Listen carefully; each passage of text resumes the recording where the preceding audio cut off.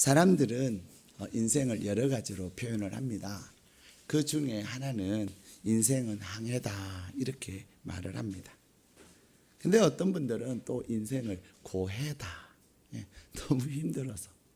너무 힘들어서 고생의 바다다 이렇게 이야기하기도 합니다.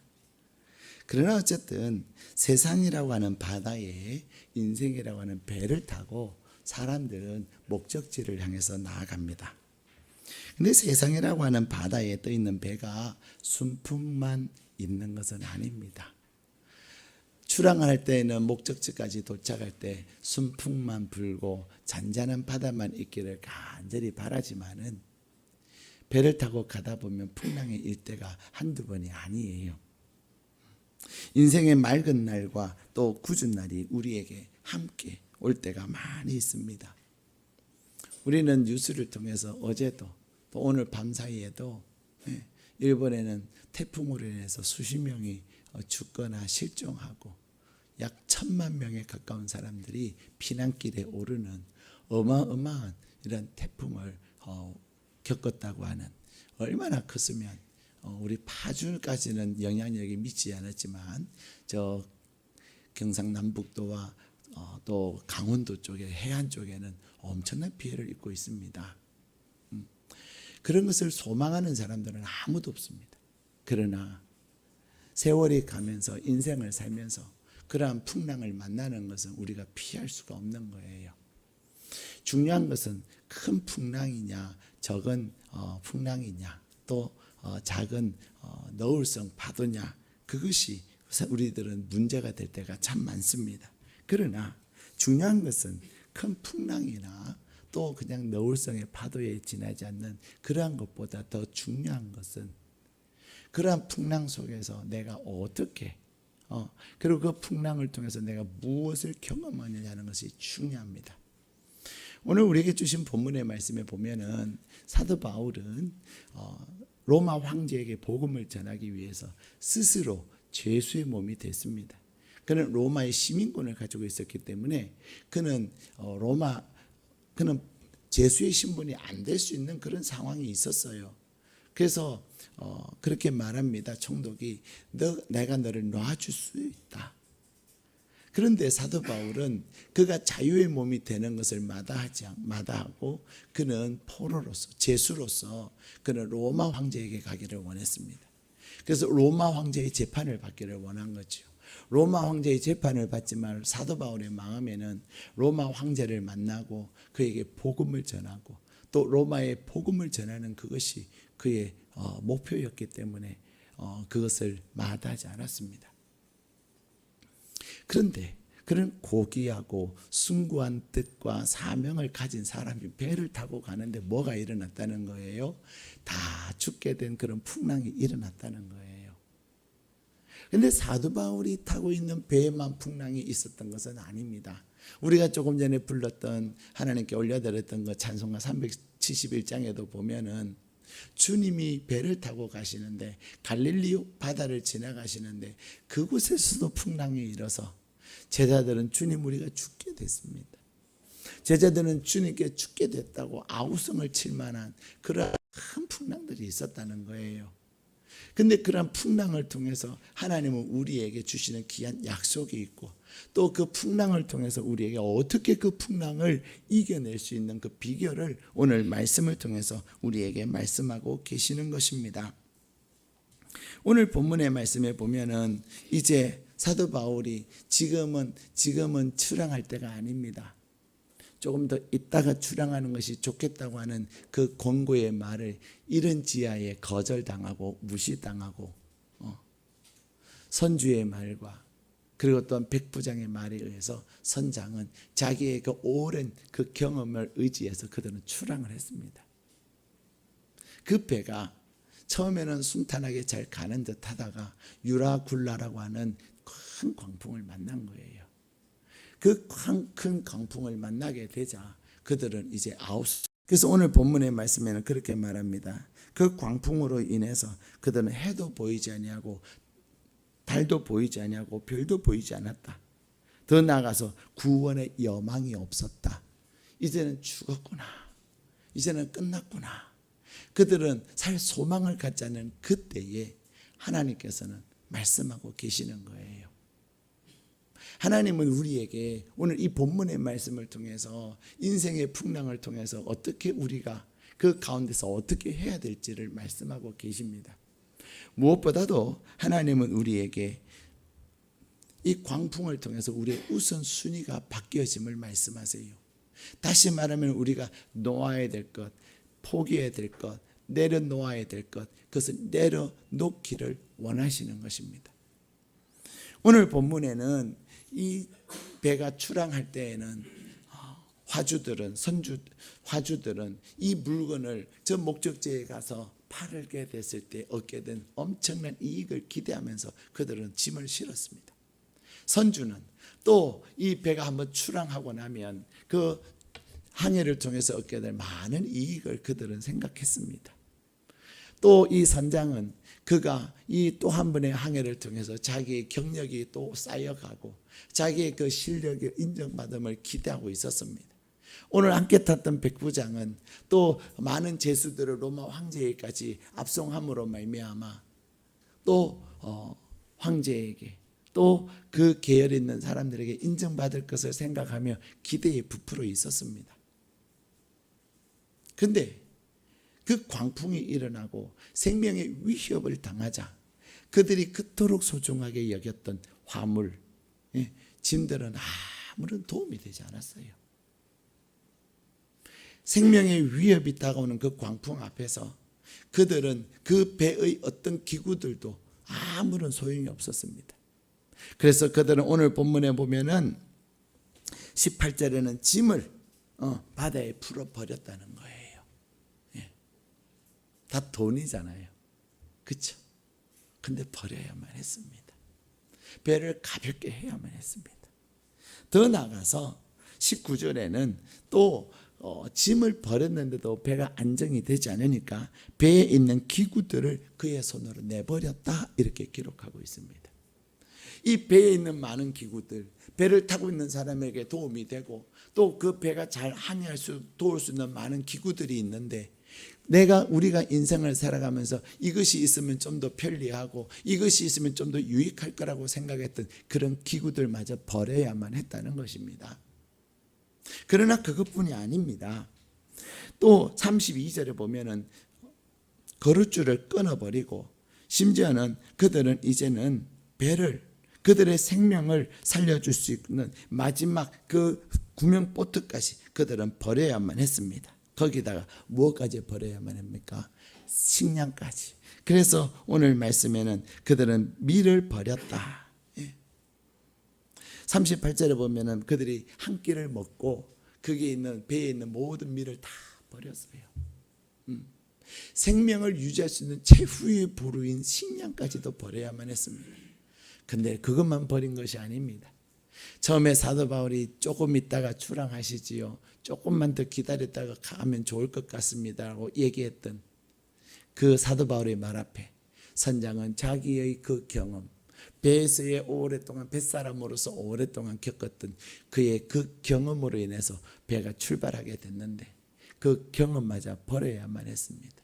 아무리 그가 베테랑 선장이어도 그 광풍 앞에서 어떻게 할 수가 없었다는 거죠. 선주들은 화주들은 그 짐을 자기의 그 경제를 위해서 절대적으로 필요했던 그것도 버려야만 했고요.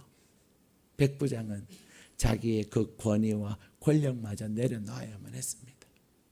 사람이 이것이 중요하고 이것이 소중하고 그래서 때로는 그것 때문에 사람의 마음을 힘들게 하고 사람의 마음에 상처를 줘가면서 막 이루고자 했는데 막상 그것을 이루고 나니까 또 어려움에 처하고 나니까 아무것도 아니더라는 거예요.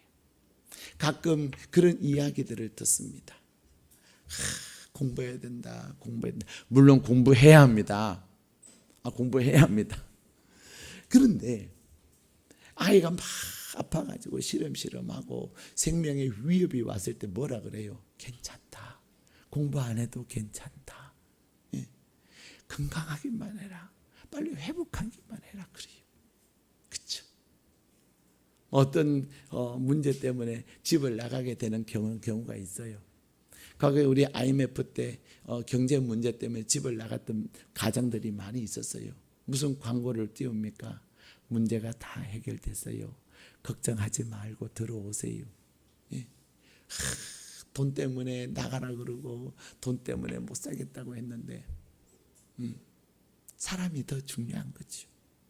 우리가 위기를 겪고 인생의 광풍을 겪을 때 정말로 소중한 것이 무엇인가를 알게 됩니다. 예.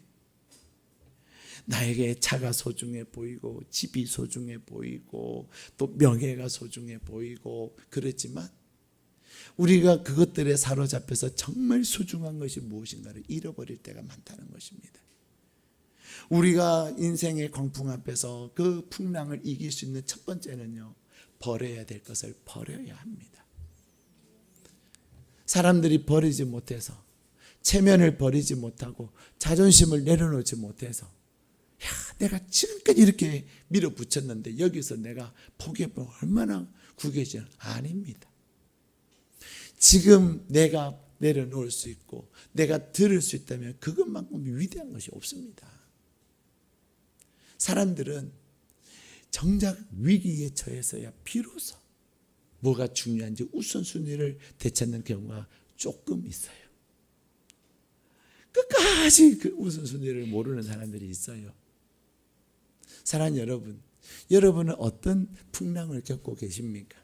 오늘 사도 바울이 겪고 있는 이 유라굴라라고 하는 생명의 위협이 오고 하늘이 해가 보이지 아니하고 별도 보이지 아니하고 구원의 여망도 보이지 않는 그런 인생의 광풍은 아닐지 몰라도 여러분이 겪고 있는 순간순간 겪고 있는 여러분의 인생의 풍랑을 통해서, 풍랑보다 좀 더 광풍을 통해서 여러분의 우선순위가 다시금 재정립될 수 있기를 축복합니다.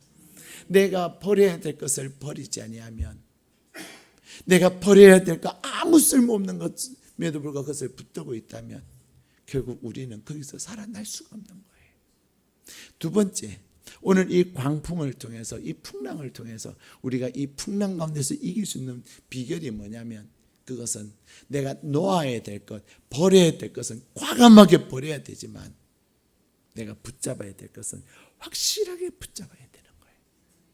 그것이 무엇입니까? 오늘 사도 바울은 다른 사람들은 다 아우성이 돼서 아우성을 치면서 죽었다고, 이제는 망했다고 말하는 그 상황 속에서도 사도 바울은 그는 하나님 앞에 기도의 줄을 놓지 않았습니다. 오늘 본문의 말씀에 보면은 사도 바울이 기도했다는 표현은 등장하지 않지만 그가 하나님 앞에 기도했음을 무엇을 통해서 우리는 알 수 있습니까? 자, 우리 23절 말씀 같이 읽겠습니다. 시작. 내가 속한 바 곧 내가 섬기는 하나님의 사자가 어젯밤에 내 곁에 서서 말하되. 아멘. 사도 바울이 이 위기 가운데서 하나님을 찾고, 하나님, 나는 로마로 가야 되는데 하나님, 이 풍랑이 어떻게 해야 됩니까? 이 풍랑은 무엇입니까? 물었을 때, 그리고 어떻게 될 것입니까? 물었을 때 하나님은 하나님의 사자를 보내셨다는 것입니다. 하나님의 사자, 이 하나님의 사자는 앙겔로스라고 하는 천사입니다. 이 하나님의 사자가 그에게 임하여서 말씀하고 계시는 거예요. 안심해라, 안심해라. 두려워하지 말고 너가 가이사 앞에 반드시 서야 된다 말씀하고 계십니다. 중요한 것은 하나님께서 내가 하나님을 찾고 또 내가 하나님을 찾을 때 하나님은 반드시 말씀하시는 하나님이세요. 하나님은 내가 그 인생의 광풍 가운데서, 인생의 풍랑 가운데서 어찌할 바 모르고 있을 그때에 그 하나님을 찾고 또 찾는 자에게 반드시 만나주시고 응답하시고 하나님의 앙겔로스, 하나님의 사자, 하나님의 천사를 보내셔서 말씀을 주시는 하나님이신 줄로 믿습니다. 그가 하나님 앞에 기도할 때 성령 하나님께서는 하나님의 사자를 보내셔서 그에게 말씀하세요. 여러분 한번 상상을 해보세요. 우리는 이런 상상 무엇을 통해서 알 수 있어요? 타이타닉이라고 하는 그런 영화가 오래전에 개봉된 적이 있었어요. 그 타이타닉의 그 영화에 보면은 그 배가 침몰하기 시작할 때 사람들은 다 우왕좌왕하고 그랬습니다. 그런데 그 악기를 연주하는 사람들이 그 와중에도 그 배 안에서 살려고 몸부림치는 그 와중에서 그들은 내 주를 가까이 하게 하면 연주를 하고 있었다는 거죠. 사랑하는 여러분, 하나님은 우리가 이 위기의 때에, 이 풍랑의 때에, 광풍의 때에 내가 하나님을 향한 기도의 줄을 놓치지 않기를 원하시는 거예요. 근데 놀라운 것은 마귀가 우리에게 어떻게 공격할까요? 사단은 우리를 공격함에 있어서 나와 하나님과의 관계를 끊어지게 만드는 거예요. 내가 하나님 앞에 기도를 쉬기 시작하고 내가 하나님께 기도하기를 쉴 때에 나도 모르는 사이에 하나님과 나와의 관계가 서서히 멀어지기 시작하는 거예요. 기도는 나와 하나님과 친밀한 관계를 맺게 하는 도구입니다. 기도는 내가 하나님을 찾을 때 하나님께서 나에게 말씀하시는 통로가 되는 것입니다. 내가 하나님과의 기도의 끈, 하나님과의 그 기도를 통한 하나님과 나의 관계가 견고하고 견고할수록 위기의 상황 속에서 흔들림이 없는 거예요. 그가 진짜 믿음이 있는 사람인가 믿음이 없는 사람인가는 무엇을 통해서 알 수 있어요? 성경을 해박하게 알고 성경을 막 장황하게 말하고 믿음은 이런 거야 라고 말하는 그것을 통하여 그가 믿음의 사람이라고 말하는 것이 아닙니다. 인생의 광풍을 겪고 있는 상황 속에서 그가 무엇을 말하고 있고 그가 어떻게 행동하고 있는 그것을 보면 그의 믿음을 측정할 수가 있는 것입니다. 사람들이 인생을 살면서 풍랑 없이 살고 싶어 하고 사람들은 광풍을 피해서 태풍을 피해서 살고 싶어 합니다. 그런데 인생은 절대로 광풍 속에서 막 가지 않습니다. 광풍을 피해서 가지 않습니다. 크고 작은 광풍을 만나는데 믿음의 사람은, 기도의 사람은 그 광풍을 통해서 하나님께서 계획하시고 하나님의 뜻이 무엇인가를 위하여 기도하는 것입니다. 네.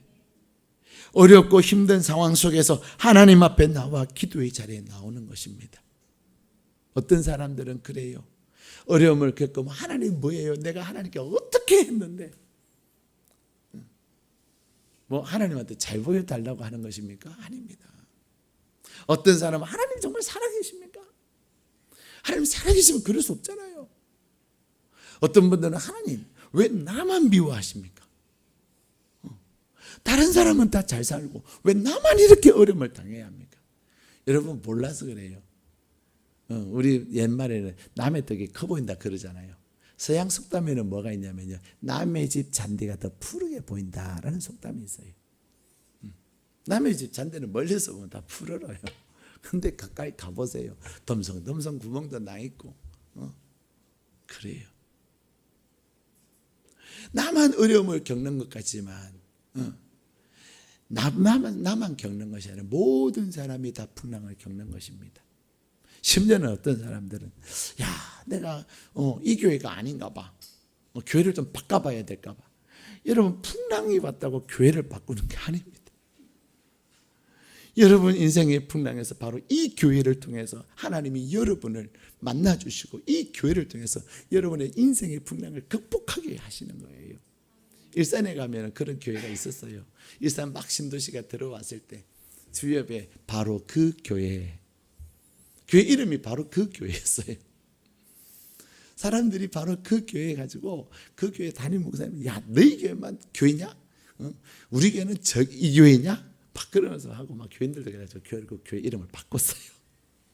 여러분 풍랑 가운데 여러분이 풍랑을 겪고 있다면 여러분이 몸담고 있는 이 교회를 통해서 하나님은 풍랑을 해결하기를 원하시는 것입니다. 네. 교회는 내가 쇼핑하는 곳이 아닙니다. 사람들은 가끔 교회 쇼핑을 합니다. 이 교회 저 교회 그것이 아니에요. 이곳이, 이 교회가 하나님께서 여러분의 인생과 여러분의 가정을 위해서 허락하신, 그래서 여러분의 가정을 복을 주시고 여러분의 삶의 문제를 풀어주시는 통로가 바로 이 교회인 것입니다. 사랑하는 여러분, 여러분은 여러분의 인생의 광풍에서, 광풍이 아니라도 여러분이 겪는 너울성 파도라 할지라도 그 가운데 하나님을 향하여 기도의 끈을 놓지 않기를 축복합니다. 오히려 그때가 기도할 때고, 그때가 내가 하나님이 계시기에, 그래서 오늘 본문에는 뭐라고 말씀하십니까? 하나님께서 너와 함께 하신다. 하나님이 너와 함께 하신다는 것입니다.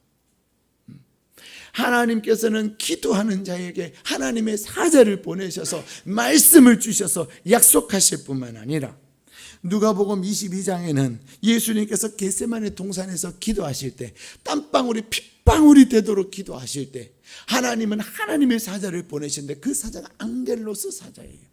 그 앙겔로스 사자를 보내셔서 예수님께서 기도하시는 힘을 도와주셨어요. 힘을 붙돋아 주셨던 것입니다. 그래서 그 천사가 예수님의 기도를 도우셔서 그 기도를 통해서 예수님은 십자가를 질 수 있는 그 마음과 힘과 그 능력을 공급받을 수 있었던 거예요. 이 앙겔로스 천사는, 이 하나님의 사자는 우리의 필요를 공급하여 주실 뿐만 아니라 우리에게 말씀을 주시고 우리를 돕는 것입니다. 그래서 기도하는 사람은 하나님과 연결되어져 있을 뿐만 아니라 그 연결되어진 그 기도의 끈을 통해서 하나님은 공급해 주시고, 그 기도의 끈을 통해서 하나님은 말씀을 주시는 것입니다. 그러기에 내가 풍랑 가운데 있을지라도, 광풍 가운데 있을지라도, 내가 하나님 안에서 기도를 통하여 주시는 하나님의 그 약속의 말씀을 붙잡고 내가 나아간다면 우리는 능히 그 광풍을 이기고도 남음이 될 줄로 믿습니다. 사도 바울은 오늘 그렇게 말합니다. 우리 25절 말씀 같이 읽겠습니다. 25절 26절 시작. 그러므로 여러분이여 안심하라. 나는 내게 말씀하신 그대로 되리라고 하나님을 믿노라. 그런즉 우리가 반드시 한 섬에 걸리리라 하더라. 아멘. 사도 바울은 하나님의 사자가 자기에게 말씀하신 그 말씀에 대한 확신을 가졌어요. 가끔 사람들은 자기의 생각을 가지고 하나님이 말씀하셨다라고 말하는 경우들이 있어요. 자기의 어떤 하나님은 말씀 안 하셨는데 하나님의 뜻이라고 말하는 경우들이 있어요. 그런데 오늘 사도 바울은 그 풍랑 가운데서, 그 생명이 왔다 갔다 하는 그 상황 가운데서 그는 그 수많은 사람들에게 분명하고 명확하고 확신 있게 말합니다. 안심하십시오. 하나님께서 반드시 당신들의 생명은 빼앗지 않습니다. 배는 파손이 되지만 여러분은 살아날 것입니다. 나는 하나님이 나와 함께 하시고 그렇게 말씀하신 하나님을 나는 믿습니다라고 사도 바울은 그들에게 말했던 것입니다. 무엇이 사도 바울로 하여금 이 사람들에게 그렇게 당당하게 말할 수 있었을까요? 그것은 바로 이 사도 바울의 마음에 있는 하나님을 향한 사명이 있었기 때문이에요. 오늘 하나님의 사자는 사도 바울이 그렇게 말합니다. 너가 가이사 앞에 서야 하겠고. 사도 바울의 사명, 하나님께서 사도 바울에게 주신 그 사명은 가이사 로마의 황제 앞에 서서 하나님의 그 나라와 그 복음을 전하기를 원하셨습니다. 사도 바울에는 그 열망과 그 사명감이 있었기 때문에 자기 스스로 제수가 되어서 가고 있는 그에게 하나님은 말씀하신 것입니다. 그의 마음에 있는 그 사명이, 하나님을 향한 그 사명은 사도 바울로 하여금 내가 이 광풍 가운데도 절대로 죽지 아니하고 이 광풍 가운데도 절대로 망하지 않을 것에 대한 확신이 있었던 것입니다. 사랑하는 여러분, 여러분은 사명이 있으십니까? 여러분은 무엇을 위해서 살고 계십니까? 여러분은 무엇을 위해서 직장을 다니시고, 여러분은 무엇을 위해서 사업을 하시고, 여러분은 무엇을 위해서 날마다 가정에서 생활하고 계십니까? 하나님은 우리는 내가 돈을 벌기 위해서 직장을 다니고, 내가 또 돈을 벌기 위해서 나의 어떤 무언가를 이루기 위해서 사업을 하기에 그 사업이 어렵거나 또 직장에 문제가 생기면 우리는 절망을 합니다. 근데 하나님은 우리에게 말씀하세요. 너의 사명이 뭐냐? 하나님은 우리가 영원히 죽을 수밖에 없는 죄인 가운데 우리를 살리신 이유는 우리를 위하여 생명을 주시고 우리를 살리신 그 주님을 다른 사람들에게 나누기를 원하시는 것입니다. 내가 직장 생활하는 것도 나의 직장 생활은 나의 부업이에요. 내가 직장 생활을 하면서도 하나님의 살아계심을 나타내는 거예요. 내가 사업을 하면서도 사람들이 어렵다고 하는 그 경계 가운데도 하나님, 사람들은 경계가 어렵다고 하지만 하나님께서 이 사업 가운데 역사하셔서 하나님의 살아계심을 내가 전하기를 원합니다. 모든 사람들은 안 된다고 말하는 그 일, 우리 부장님도 안 된다 말하고 우리 사장님도 안 된다고 하지만 하나님, 내가 하나님 앞에 기도하는 건데 확신이 있고 하나님이 주신 약속이 있지 않습니까? 하나님, 이 일을 하나님께서 행하셔서 모든 사람들로, 우리 회사 사람들로 하여금 참으로 하나님이 살아계시노라 그것을 인정할 수 있게 하여 주옵소서. 그것이 우리의 사명인 것입니다. 사도 바울은 다 죽었다고 생각하는, 해도 보이지 아니하고 별도 보이지 아니하고 그리고 또한 구원의 여망이 보이지 않는 그 상황 속에서 100사람이면 100사람이 다 죽었다고 하는 그 상황 속에서 사도 바울에게 있는 사명, 내가 가이사 앞에 가야서 그에게 복음을 전할 그 사명, 그 사명이 하나님께서 사도 바울로 하여금 죽을 수밖에 없는 광풍상에서 살리시는 것입니다.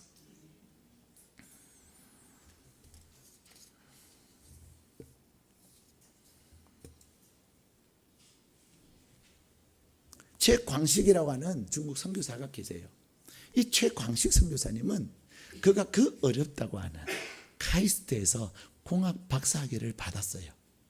근데 그 박사학위 수여식에서 그가 박사 가운을 입고 그다음에 박사모를 쓰고 그리고 모든 그 이제 학위 수여식을 마치고 딱 내려오는데 얼마나 기쁘겠어요, 그죠? 근데 이 최광식 선교사님의 마음에는 허무함이 느껴지더라는 거예요. 허무함이. 야, 내가 이거 하려고 그렇게 했나. 허무함이 밀려오면서 그의 마음이 마치 우주 공간처럼 공허하더라는 거예요. 그래서 하나님, 내가 무엇을 해야 합니까? 내가 왜 이리 공허합니까? 내 마음에 왜 이런 허무함이 있습니까? 그때에 하나님의 음성이 그에게 들리는데, 광식아, 내가 지금까지 나를 믿는다 하면서도 너만을 위하여 살아왔지.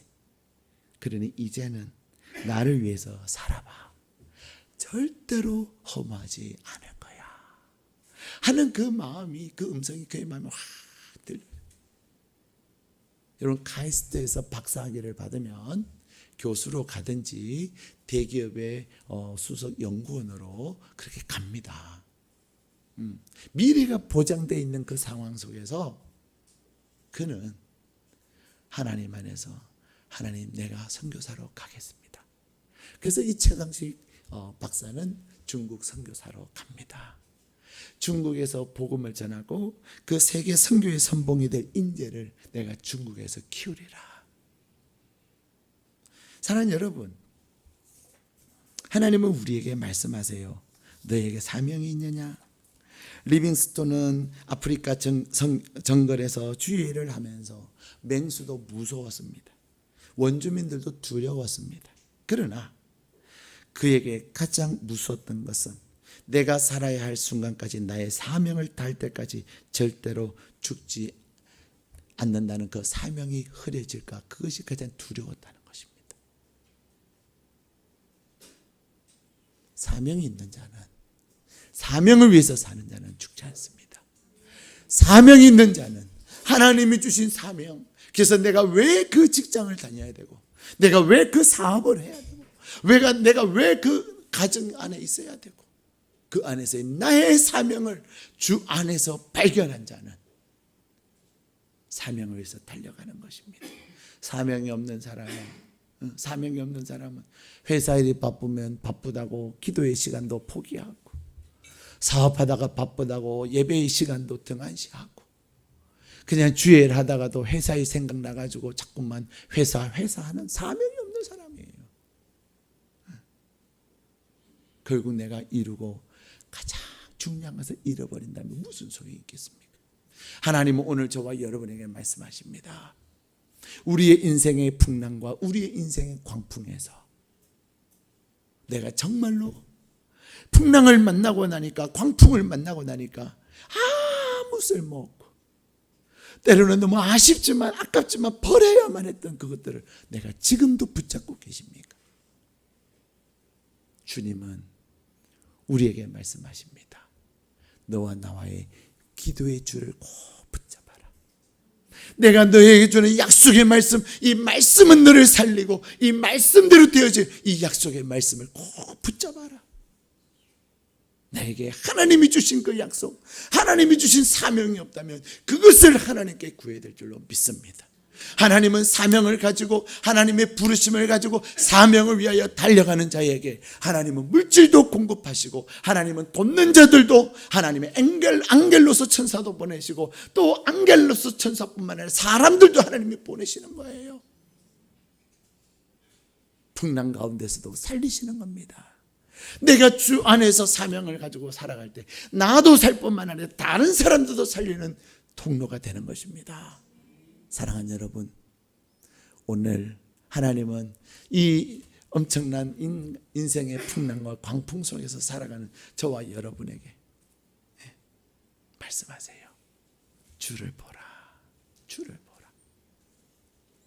너가 나와의 그 기도의 줄을 놓지 아니하고, 내가 너에게 주는 그 약속을 믿고 확신한다면 반드시 너의 사명을 이루게 될 것이다 말씀하고 계십니다. 그 사명을 하나님 안에서 아름답게 이루어가는 저와 여러분이 되시기를 주님의 이름으로 축복합니다.